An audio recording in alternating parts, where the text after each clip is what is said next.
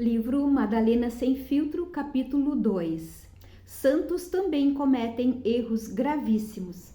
Maldito Gregório, Santo Gregório, meu Senhor, me perdoe se eu desagrado. Preciso extinguir o incêndio que consome minhas vísceras. Preciso esclarecer aquilo que me machucou e por muito tempo confundiu o juízo das pessoas. E manchou minha imagem de maneira tão violenta que cheguei a pensar que jamais me livraria das acusações. Sendo bastante clara, sem esconder o que sinto, começo a relembrar minha vida dizendo o que agora parece finalmente tocar o coração das pessoas. Nunca fui prostituta. Entendo que o chefe da igreja de Roma tivesse lá suas urgências, que quisesse mostrar ao mundo que o arrependimento era o caminho para a salvação, que não era possível aceitar mulheres no comando das paróquias, que os padres precisavam continuar virgens e solteiros. Discordo de tudo isso e sei o quanto cada uma dessas certezas cristãs é discutível. Mas o que me parece mais absurdo, meu Deus, é que para isso, ele tenha decidido destruir a reputação da companheira do mestre, ainda mais sem apresentar provas, sem dar a menor chance de defesa. Dizem que foi no ano de 591 que o Papa Gregório fez aquele sermão falando terrivelmente sobre mim. A esta mulher, a quem Lucas chama de pecadora, João dá o nome de Maria. Acredito que ela seja a mesma Maria sobre a qual Marcos diz que 7 demônios foram expulsos. Reparem bem, esta mulher, pecadora, demônios. Quanto insulto numa única frase! O santo vigário de Roma citou 3 evangelistas e certamente confundiu-se com as histórias que eles contaram. Terminou por acreditar que a Maria de um era a pecadora de outro e que a tal mulher era eu.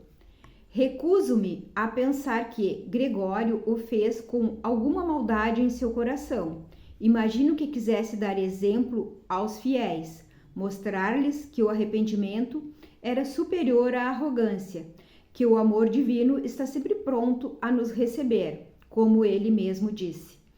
De fato, foi falando de mim, Maria Madalena, com 2 M's maiúsculos, que Marcos, evangelista, contou aquele episódio em que Jesus expulsou 7 demônios. 7? Mas por que era mesmo que eu tinha mais demônios que os outros pecadores? Gregório também se fez essa pergunta. Só não foi certo ele encontrar a resposta por mim.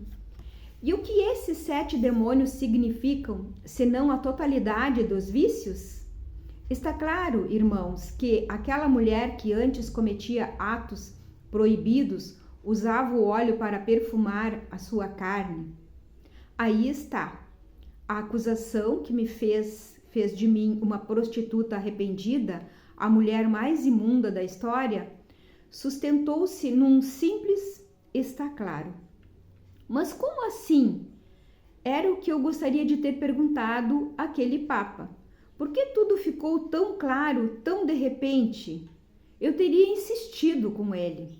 Entendo que papas tenham muitas atribuições no comando da Igreja de Roma, sempre tão ocupados. Vejo o bom Francisco, vejo o sábio Bento, o querido João Paulo, mas Gregório jamais disse como foi que chegou àquela conclusão de tal sorte apressada. E como a palavra de um papa é considerada infalível, entendida por todos como uma mensagem que vem do Senhor, logo aquele sermão foi transformado numa verdade gregoriana. Creia, Gregório, você falhou. Sei que não deveria desafiá-lo em sua autoridade e demorei muito para tomar essa decisão.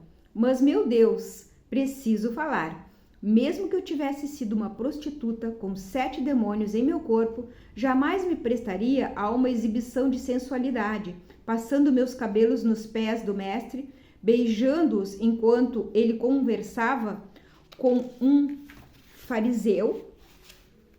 Jamais demonstraria qualquer afeto por Jesus diante de estranhos.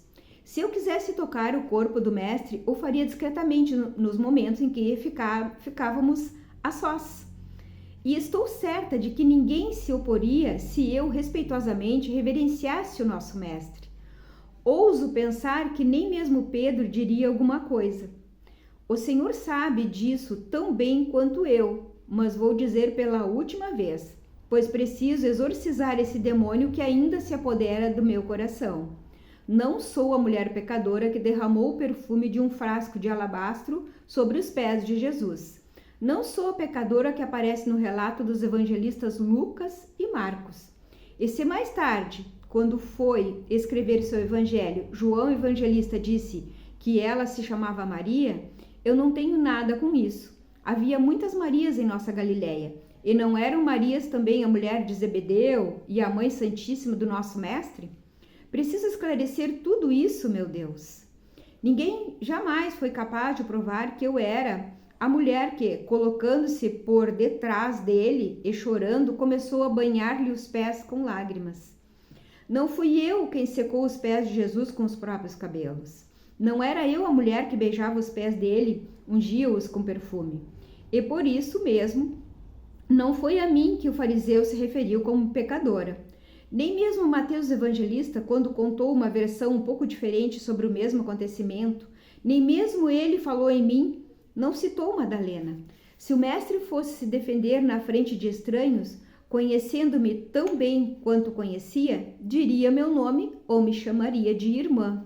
Não consigo imaginar que falasse de mim como esta mulher, como fez ao defender a pobre pecadora. Ao referir-se a mim, certamente teria falado em Maria Madalena. E não teria dito, vá em paz, pois nunca me mandou ir embora.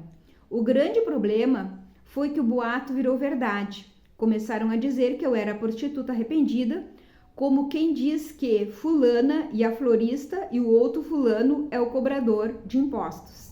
E foram tantos os artistas que eternizaram essa mentira em suas pinturas que poderiam fazer o museu da Madalena arrependida no lugar do Louvre.